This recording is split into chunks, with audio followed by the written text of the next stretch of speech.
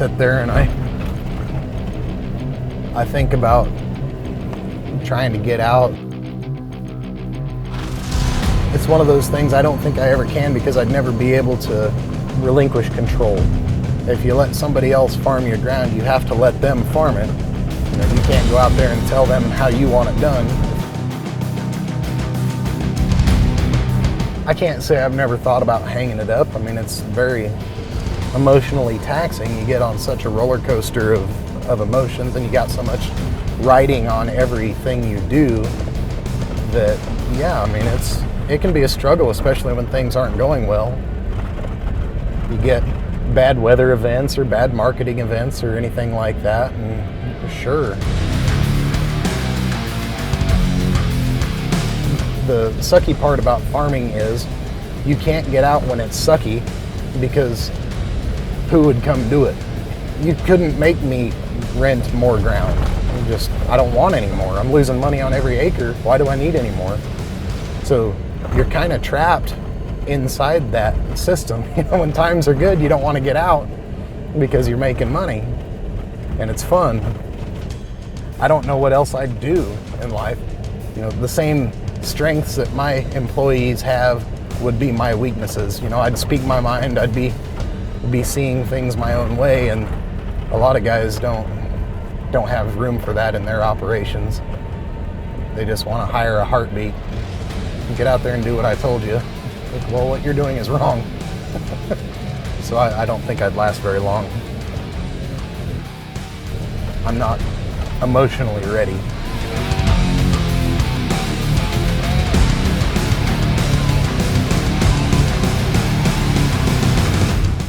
Not yet. I still got stuff to prove.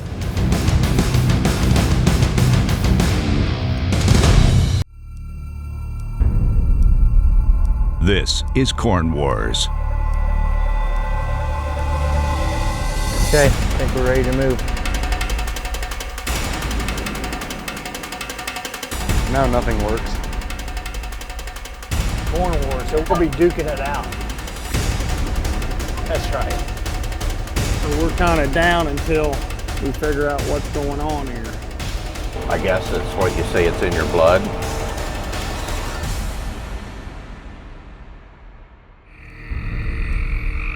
Kind of reality check.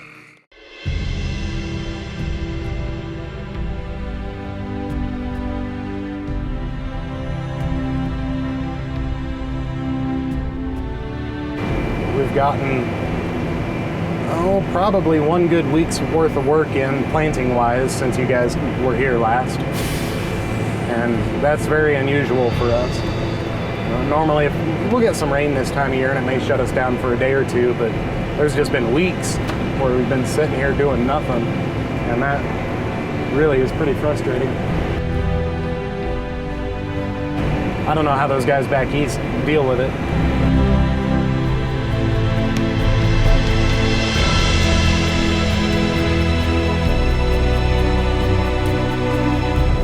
We're not used to this wet stuff. It's been very, very rainy.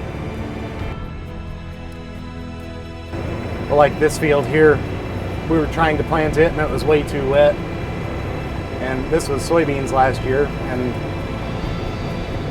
you can see piles on occasion out here where the stupid planter just wouldn't go through it. And there was more rain coming, so we had to go. We're already behind. There's already weeds out here, which I wouldn't normally like to see, but the year being the way it is, it's just one of them deals. We know what the right thing to do is, and we just can't get it done because of the weather, or because of the budget concerns, or whatever else. There's 1,000 factors. If corn was $8 a bushel and if weather was right, we'd be doing things a lot differently.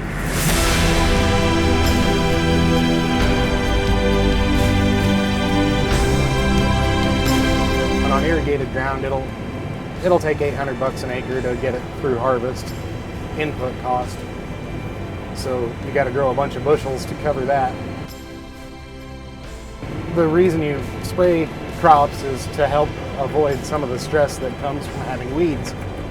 When you have non-target crops out there, weeds, they're taking some of the water and some of the nutrients and some of the sunlight that would go toward the crop you want to grow. So you're just trying to get rid of that competition. You know, normally I'm all about competition, but not in my cornfields. I want my cornfield to be big, fat, happy, and lazy.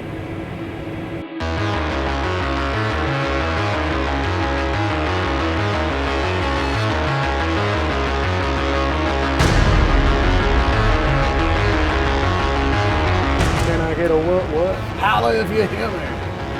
Who knew being a farmer you had to know all this chemistry crap? When guys take it personally when they up and don't pay attention. It's like, well, dumb. You know, you want me to carry you everywhere? Accept some personal responsibility. Batch boy. Yeah. Good stuff.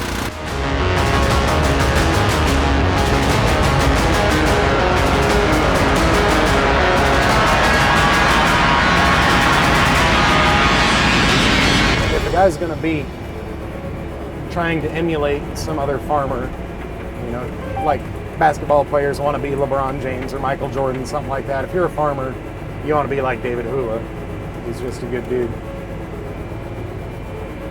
There's a lot of guys who do good work and are good people, and he'd be at the top of that list, I think. I'm still coming after his ass.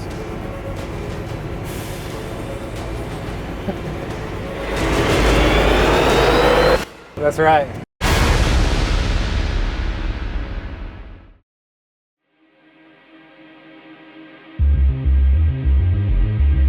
Just like anything, if you've had success, then you get a bullseye on your back. We had a crop set for 400 plus bushel corn last year in some areas, and then when we got to harvesting it, it was struggling to even be 300 just because of some extenuating weather scenarios.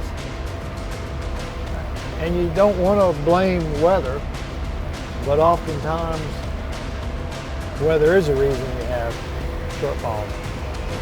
Man, I don't know it all. I just know how to surround myself with good people. I mentioned agronomists, the seed folks, the fertilizer industry, and you know, just surround yourself with good people. It makes me look good, makes my life go a lot easier. I was up at another farm when this storm came through, but normally the storms come from the south, and they came across the river and had some sheet rains, and then all of a sudden had a little bit of hail for probably about 35 seconds or so, or maybe even a minute and a half. Enough to shred some leaves.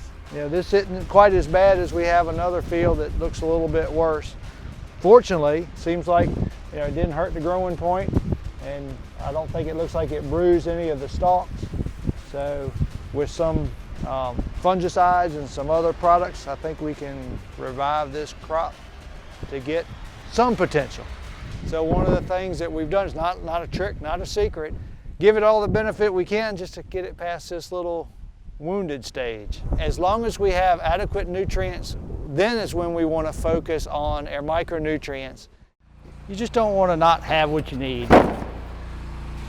So we make sure we have it all. Never-ending supply of products. All right, I'm just gonna drive the forklift over there, and then I gotta fill up the sprayer. Hey, this is me like corn wars with forklifts. We have battle rounds, yeah. Yeah, that's right. So we gotta be good stewards of fertilizer.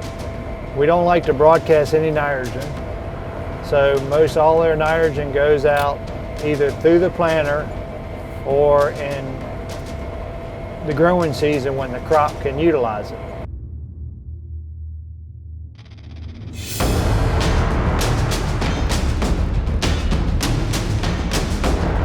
We had that hail damage yesterday, so my plan today is to change my sprayer from dribbling nitrogen to spraying.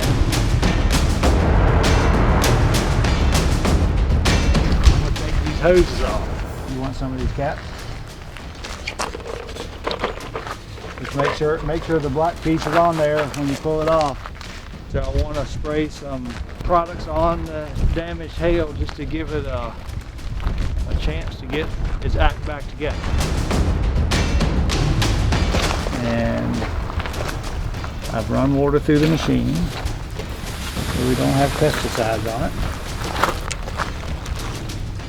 We side dressed 48 rows, so there should be, I think, 49 hoses.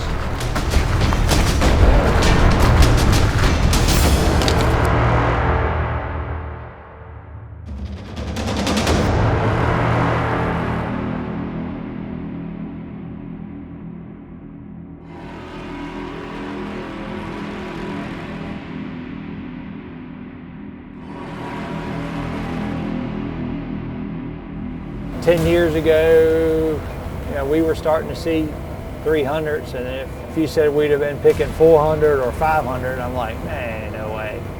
But yeah, we have. We've had some really good weather years, so that definitely helps.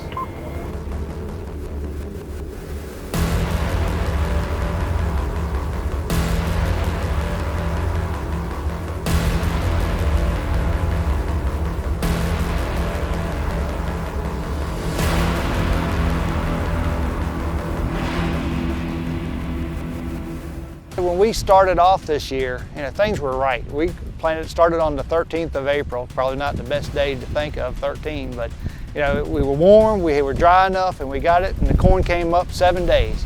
Awfully concerned, I might have planted it too shallow, but no, we had the good 2-inch depth. Corn came up fine, then we had a rain event, so it knocked us out for 7 days, and then we got back towards the end of April and started back up. Then about the second week of April, we had a cool wet spell where here we were about at V3, V4, and we're getting cloudy days, rain, and cool. When I say cool, high in the mid 50s, lows in the upper 30s, low 40s. So we were trying to set the girth of the year at that stage, and hopefully we'll know later if we made an impact on it. But other than that, we've had a great growing season. You know, we've had some cool days, cooler than normal for May, and then we're in this wet spell, and then as we see a hail event this past evening.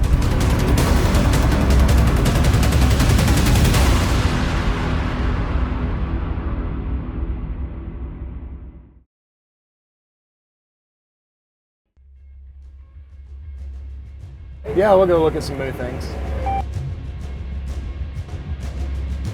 Oh, it would sure be nice on the contest fields to be up over 400. That's what we're kind of aiming for. I don't know if we'll get there, but wow. Mechanical weed removal, kids. It's been so long since we've had a wet spring like this that I just don't really know how it's going to affect us. I mean, we're behind where we would normally be, but normally we're also limited on our yield by how much rain we get. So we're way above normal now on our rainfall, so you'd think that'd be a good thing. I don't know.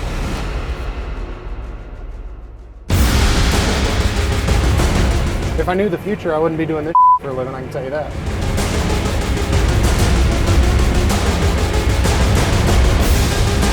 I mean, it's sitting here, it's June 11th, and our corn's at a solid V2. Come on. It's hard to cuss rain. I'm starting to learn how, but I'm really happy with how it looks right now. I don't know. There's been times when I thought we've been over 400 before, really close to harvest, and we weren't anywhere near 400. So I've been humbled enough that I try not to predict that kind of stuff either, because that's really frustrating. Get your hopes sky high and then absolutely get kicked in the balls again. All timing, man. And this year we're so far behind just because it was so cool this spring. Even the stuff we got planted early, we're not in danger of getting froze, I don't believe.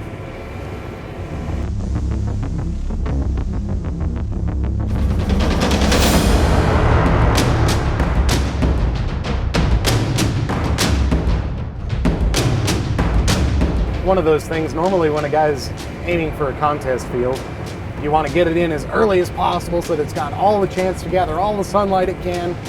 And that's not necessarily always the best thing, because when you get it in early, the temperatures aren't as conducive for the plants. I mean, yeah, it can survive, but it's not going to thrive like it could if temperatures were warmer. So yeah, it can happen that way, where the replant stuff can be a little better.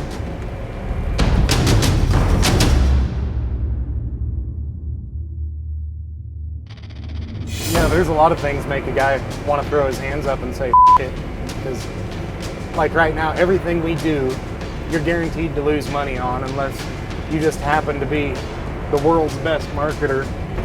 Wow, that was a good one. Hang on, kids. Unless you just happen to be the world's best marketer and hit a lick somehow.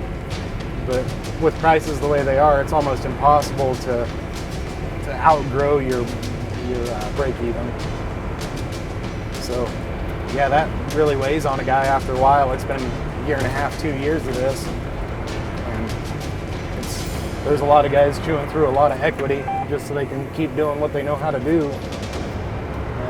And at some point, the banker's going to make us all quit. So hopefully things turn around before that happens.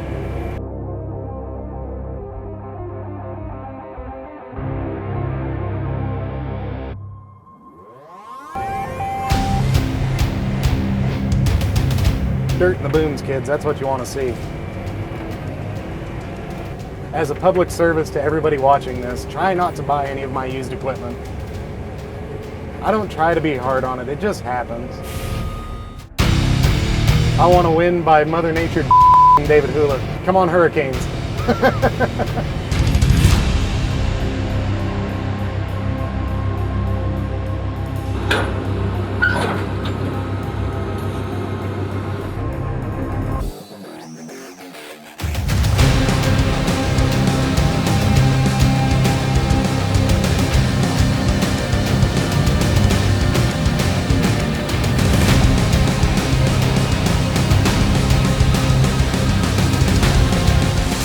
Almost like magic. Again, guys who have never experienced the joy of the remote operated gates, do yourselves a favor and get one. Being able to shut the flow off, it's worth so much. It's phenomenal. Saves a lot of broken legs.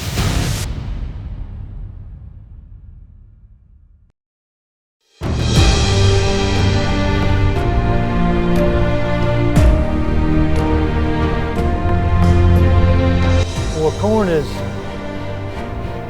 you plant it in the ground and it sits there for a little while, and then usually on the third day is when it takes its real first drink of water. So that third day is extremely critical, and you want that drink of water to be a refreshing drink. You don't want it to be a cold chill.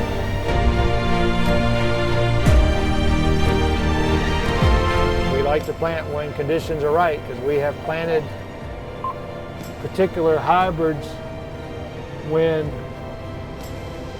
it turned off cool, corn came up fine, and we didn't realize it was a problem until we started harvesting it. And we were seeing 60 to 80 bushel difference. And it all came from the temperatures in the soil when it germinated. And that was pretty drastic.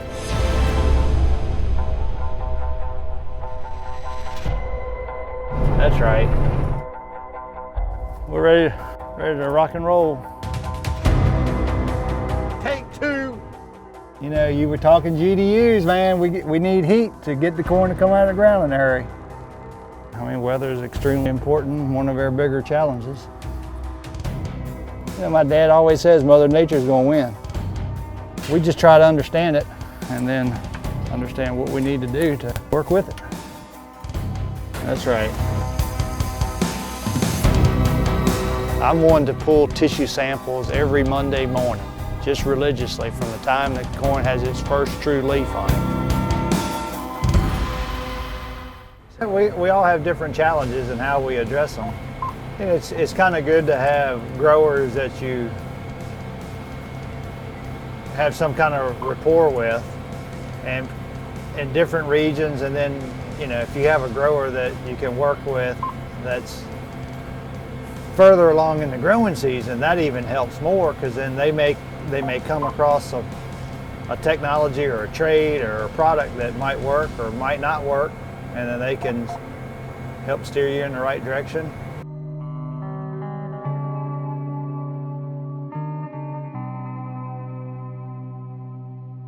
We're off to a great start. We got some fertility levels kind of where we are. We're well balanced. We've been fighting a few little, like magnesium. We're fighting a little bit of that. Not deficient, but just not where the levels need to be, in our opinion. Now, we don't like to see everything really high. The good thing about having Paul Bodenstein, our agronomist, on staff is that he focuses not just on the levels, but ratios. Yeah. And he's kind of telling me, hey, we're not so bad off. So it kind of gives me a little comfort. Corn crop likes to grow in the daytime and it likes to relax at night. So it kind of needs some rest.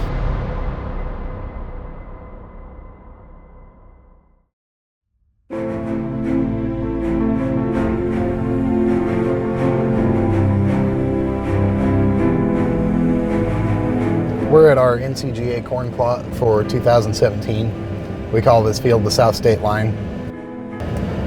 Probably my most favorite field just because it's normally a good producer. My affection can be bought, apparently. Trying to catch David, that son of a Wheeled out here where we've got one of our hybrid test plots. When I look out here, I'm seeing our weed control is excellent. Overall, our color looks really good. We're going to be hitting this field with some more micronutrients here within the next probably 5 days or so, depending on the weather. I don't see any real emergence issues. Our stand is really good. We dropped this at 42,500 plants per acre, and I think about every single one of them came up, so I'm pretty happy with that. Any field that you drive by where you see flags or little orange sticks or anything like that, that's some farmer doing some sort of test. So what we're testing on this field is just different hybrids. Hybrids they're all corn, they're all gonna make the same kind of corn, but think of them as different kids from the same parents. Each kids are gonna grow differently and behave differently, and that's all we're looking at here. We're just trying to find the hybrids that fit our growing style, that fit our yield goal, all that stuff. You don't want to know something can just kick at a 150 bushel environment, and then when you move it to a 300 bushel environment, it can't do it. So our thinking is if it can perform here, it can perform anywhere on the farm. That's the idea.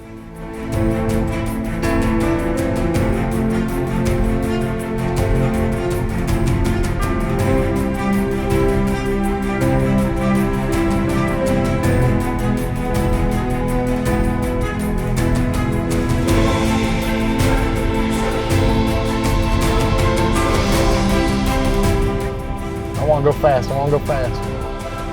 I just want to beat David once. I hope David gets hailed out, froze out, hurricaned out 1 year. Competitive streak, that's the problem. I want to win. Like Ricky Bobby, if you ain't first, you're last.